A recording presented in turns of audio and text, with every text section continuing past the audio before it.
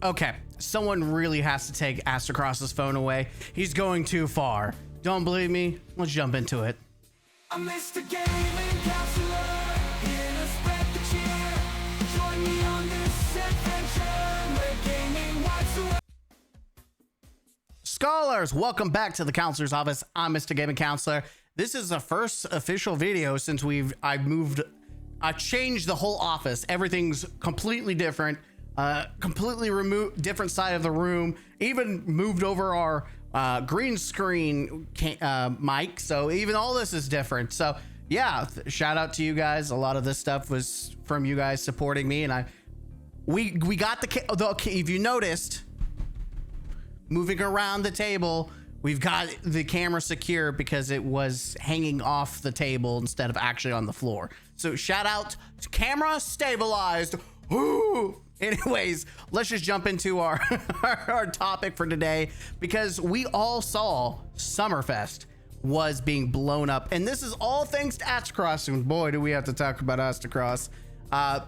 Aztecross leading the charge, and it is so if I didn't really notice on the Game Awards official stream for YouTube, there was some Destiny, but overwhelmingly on Twitch there was just constant "we want Destiny 3" logos, right? Destiny fans aren't backing down.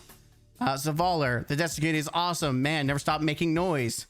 Hey, here you go. So you got Kyle Blessius, man. This is a dude, man. Talk about a dude that I have not heard in a long time. I watched Blessius like what, 6 years ago, like, dude.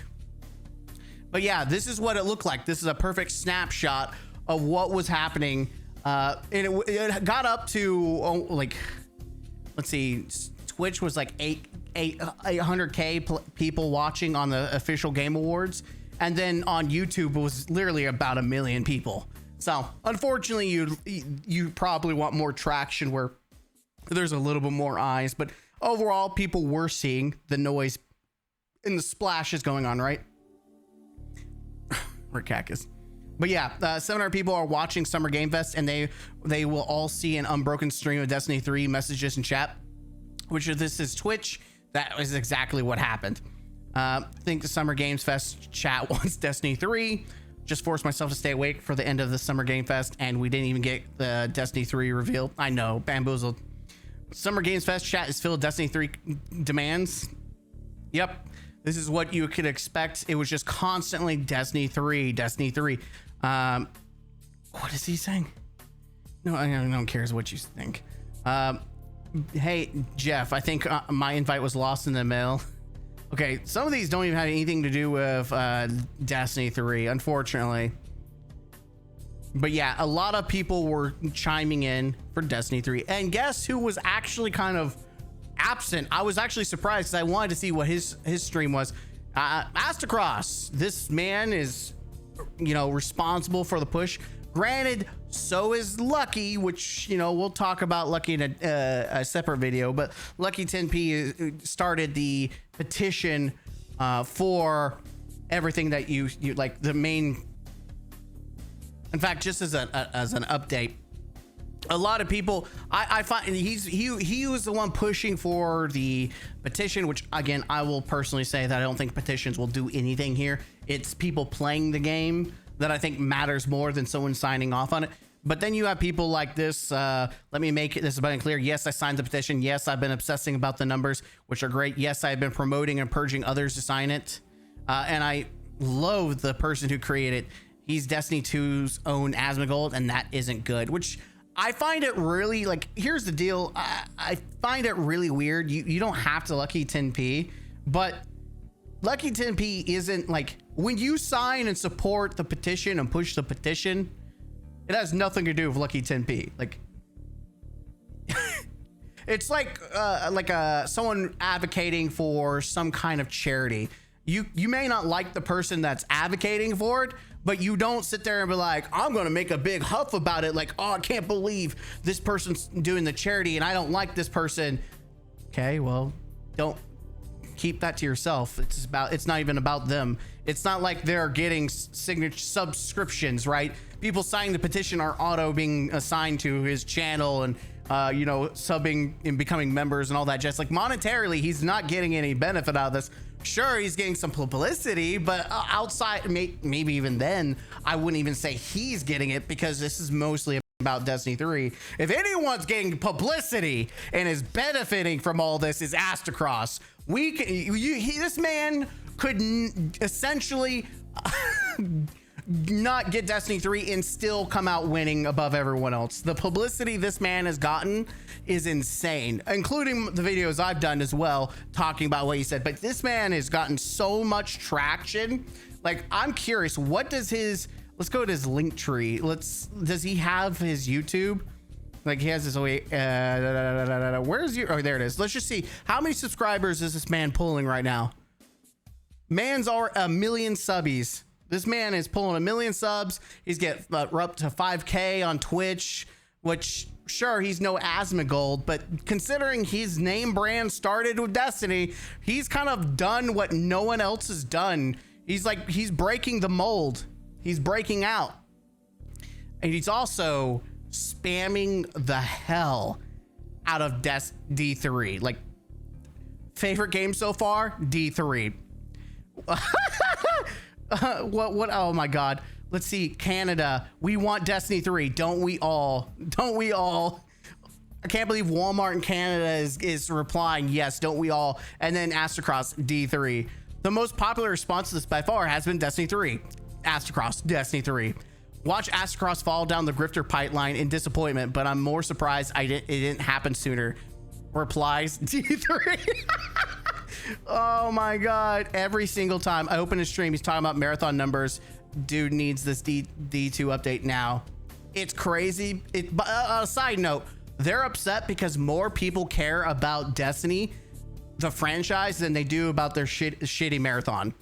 And people say, let Destiny die. It's an old franchise. Guess what? Marathon's even older. Let it die. It should have stayed where it belonged, in the echoes of time. Steve Harvey. What's something you should never have to beg for? Destiny 3. This man, it would not surprise me if this man starts posting on the official White House comments. The president of the United States, he'd be like something about Iran, and he'll post, well, I guess you should have made Destiny 3. You know what? You want to end the war in Iran? Destiny 3. Why does it? That's exactly the levels that we're getting to at this point. What are people having to say about this? Bro, you cannot actually do this hard. Cross, you're an absolute unit. Ratio on a Steve Harvey post is legendary. Cross serving up a ratio to Steve Harvey wasn't on my bucket list. You're not ratioing Steve Harvey. He doesn't even know what you're talking about, D3. I bet he's scratching his head and he's like, what? It's funny to us, but he probably has no idea. He's probably moved on. Like, what the hell? Good. Infect every corner of the internet. Yes. Steve, we want D3. He has no idea. Oh my God. There it is. He's like, gotta be like, what is a D3? Exactly. This man has no idea what the hell you're talking about. I'm just so curious what people are saying about this post. Generational. He's letting Steve Harvey know. Peak. My boy's hitting up, I am Steve Harvey. Yes, if anyone can save Destiny, it's Steve Harvey. Sharing that you want D3 is still support to Destiny Bungie devs. God forbid. Oh, that's not what I wanted. Oh, it was, sorry. God forbid a studio is having a mass layoffs and we tell Sony that we'd love to keep their employees still employed and create more space magic. D3, baby. Break. Oh my God. Breaking. Bitcoin crashes under 60K. D3. How do I tell my wife I lost all her money with D3? What is Cross doing? Get this man, tell his wife to get his phone. What is he doing? PlayStation Support USA. Notify me with D3. Ghost Hunter D3.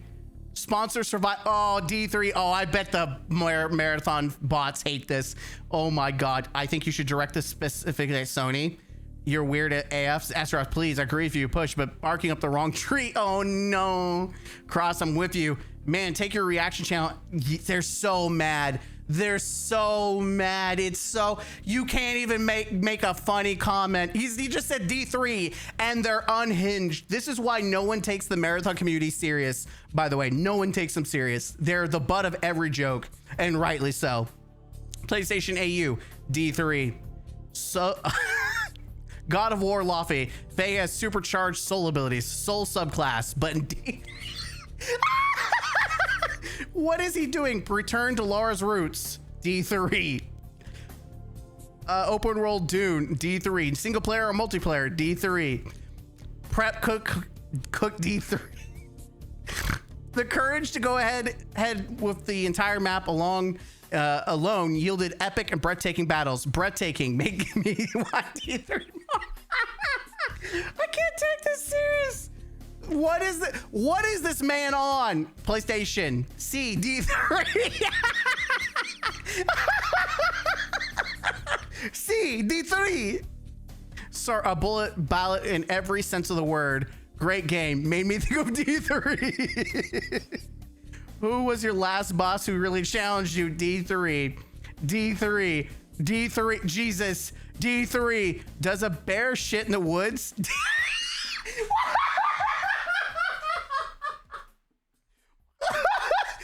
Oh no, this is great. I'm sorry. It's so funny because he's just so annoying. He's so annoying. It's generational. What he's doing is so annoying. D3. And there it is, D3. Tomorrow, D3. We've got Italia. Damn, I would have been if he said something about something in Italian. D3. PlayStation Countdown, D3. Summer Game Fest would go down in history book if it mentioned D3. Oh yeah, I forgot about this from Glad. This is funny. Aztecross streams have become that one friend you have that just had his smoking hot girl break up with him and cheat on him, and he won't shut up and keeps crying and listening to sad Coldplay, and you want to be there for him, but inside you're like, bro, move on. And Cross says, I'm not leaving. I'm not freaking leaving. Man, generational, man. The Destiny community will not go gentle. No, they will be all over the place. Jeez, this is comical. Hey, Destiny may go, but we have the memories of the time that Cross decided to go across the world and spam D3. What a generational run. D3. PlayStation State of Play lineup leak. Banger. Let me guess. Did it not say Destiny 3? Yeah, that's why it says it. Okay. Yeah, I mean, honestly, I'm surprised he did not tag the White House and say D3. You want to solve the world problems? D3. What's that? You want to solve the war with Russia and Ukraine? You should have just made D3. See, they'd be too busy playing D3, gooning to Marosov. We would save all the problems in the world if you could just goon to Marosov. Why does that sound like something that Aztecross would actually say? I don't know if he would actually say, but it sounds like something he might say. And of course, we have Blue. What did Cross say with this? Let's see. To add to known as this, I wanted to share this slightly longer clip from Aztecross. Don't let weirdos on the internet gaslight you into thinking the death of Destiny 2 is on you because you didn't play when the game was heading in the wrong direction. Which, by the way, I called a weirdo out, the Flitzy guy who was trying to noticing all these people who are asking for Destiny 3 and yet they didn't play the game, even though people aren't asking for Destiny 2, they're asking for Destiny 3, that you didn't play it, so that's why it died. Well, no, that's actually not why it died, because people would play it if it was what they wanted. It's called you didn't provide the product that people wanted. But let's hear what does Cross have to say about these weirdos, especially in the marathon community. For those that their comments are, well, people weren't playing Destiny during Edge of Fate and Renegades. I don't place any of that blame at the communities. To be quite honest with you, I don't really place any of the blame at the Bungie devs that were doing what they could. I place There's choices that only they could make. Narrative, design, some of the abilities and the story plot line. Like some of this is 100% the narrative leads / some of the devs, right? We can't just say like, oh, all of Edge of Fate was just a surprise. Like the Portal, sure, we could blame the Portal on design choice, probably on leadership who wanted more people and they wanted the kiddie pool for everyone to be able to play, right? But when it comes to like narrative beats, someone else made. You think Pete Parsons is the one in charge of the narrative beats or the characters like choice and interactions? Please blame at the very top, and the liaisons between Sony and Bungie and Sony themselves by not committing. That's really what the year of Edge of Fate and Renegades really showed us, was that there didn't seem a solidified commitment plan to Destiny. I think that's fair. I feel like even the team, like the devs, weren't committed because they're like, what are we making? Why are we doing this? Because you know that's exactly what it was, right? That they pitched a bunch of ideas, even like Savathûn, the whole Savathûn raid and expansion. Not Savathûn, sorry. Ziva Wrath, and that was scrapped, which guess what? Was that Pete Parsons? Probably not. It was probably another lead, the art, the narrative lead / any other leads that decide that stuff. It's not just Pete Parsons saying, no, I don't want that. No, because he probably doesn't care. He just wants he wants quick, easy, most of the time, these people just want, hey, what's going to sell? The Portal makes sense because you're trying to pull new people in. So those are bad decisions implemented. But when it comes to narrative beats, I do not believe that Pete Parsons was like, you know what? No Ziva Wrath. We needed to do Edge of Fate and completely go in a different direction. Completely. No, that was someone who was a lead for sure, but for narrative and more of the condensed leadership role than just the C-suite, right? There's a lot of leaders in that leading developers outside of just Pete Parsons. Like there's high management, but then there's middle management and lower management, and many of those are to be blamed too. Okay. We recognize this even coming out of Final Shape. We recognize this when Luke Smith and Mark Noseworthy departed, and Joe Blackburn departed. I did. It's funny. I noticed it, called it out immediately. Like when we got out of the Final Shape and the Echoes, the first one, I was like, this is awful. Where is it going? And then we found out that the main villain was an abusive lesbian wife beater. I'm like, hello? What is this narrative? It's awful. And no one wanted to listen. No. Bungie's cooking. Let them cook. They're cooking. The narrative is amazing. Oh my God. Bife made a video saying it's the greatest character design we ever had. Oh.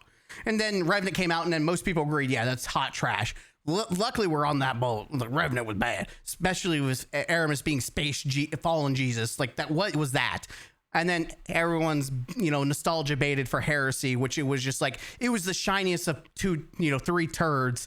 And people were like, oh, this is the greatest thing ever. I'm like, no, it's just the Dreadnought. You're getting nostalgia baited.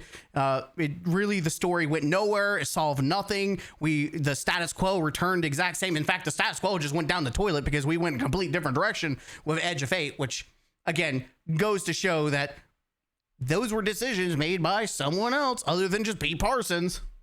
We hoped that wasn't the case, but it turns out those fears were true. And people that quit playing during Renegades and Edge of Fate had good reasons to not play. Maybe they didn't like the direction Destiny went in. Maybe they didn't like the over monetization that occurred over the years. Maybe they just finished up Final Shape and thought to themselves, well, that was good. And I'll come back, but I'll come back only for a D3, something that's sequel worthy or a reboot. I think is where most people left off. Most people left off after Final Shape and said, I'll be back, but only if it's really something sequel worthy. Episodes, Edge of Fate, and Renegades, although some had very good stories. I'm looking at Heresy, especially. They were not the same presence as a Light and Darkness saga. Nope. And Bungie and Sony, at least at the higher upper management levels, didn't seem to want to commit. And they were treating it like a expansion by expansion basis. Which is true. I think that for higher ups, they just wanted to squeeze what they can out of Destiny for as little as possible. I think that's true. It was very noticeable Seasons, the fact that Seasons were just, here's a couple of portal activities and a bunch of microtransactions. Like, it was very obvious that I guarantee, I'm going to be generous and say that most devs were not wanting that. They didn't want Seasons to be nothing burgers, that were, Ash and Iron is probably the worst season we've ever had. I mean, makes Curse of Osiris look like a godsend. And that says something, because Curse of Osiris was really bad. Like, when we compare anything to Curse of Osiris, you already done effed up, right? But this, like, it wasn't even like, I don't know, taking a iconic location from D1 and giving it in a way that no one wanted, and you knew that no one wanted, which even the devs, I guarantee you, every dev that worked on it was like, there's no Siva, they're gonna hate this. I do not believe that the people that actually worked on crafting and bringing the Plague Lands into Destiny 2 with Ash and Iron stopped to say, people are not gonna like this. I guarantee they did. I don't think they blissfully made it and be like, oh, wasting my time making this and only for it to be hated later. No, I think they did their job, but they were frustrated because they knew how much importance this area had, especially in connection to Siva, which they had listened to for years, that the community wanted Siva and Wrath of the Machine, all that jazz back, right?